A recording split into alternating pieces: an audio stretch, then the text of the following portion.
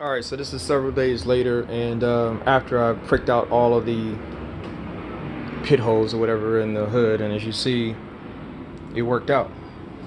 There's not one speck of dust in the entire hood. So I think, what was it, 1922 or something like that? Or 1100, no. It's close to 2000. It's 2011 or something like that. But anyway, so I get a wider angle. Yeah, my wide angle just blurs everything up.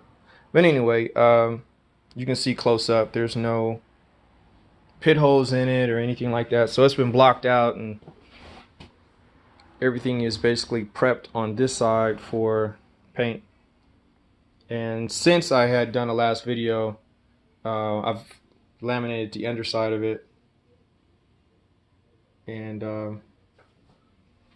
I just have to flip it over, add a few coats of resin, and it ought to be all good. But in any case, the hood is pretty much good to go. Like I said, I just have to tighten up the other side and get it installed, and then start matching up the weave to the side fenders and stuff like that. But basically, this project is going on. I guess to date, I had to send the front rims out to have the lips redone because I didn't like that it was only 2 inches, and I wanted 4. So actually, they're going to do a 5-inch lip. The center plate is 1 inch, so it'll be a 4-inch lip in the front.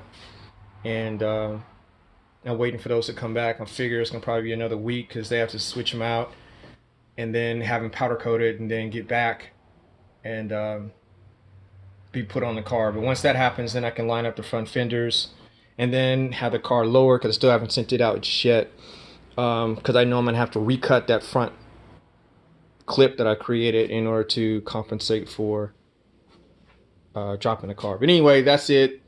And the hood is now done, and it's set to go in the car.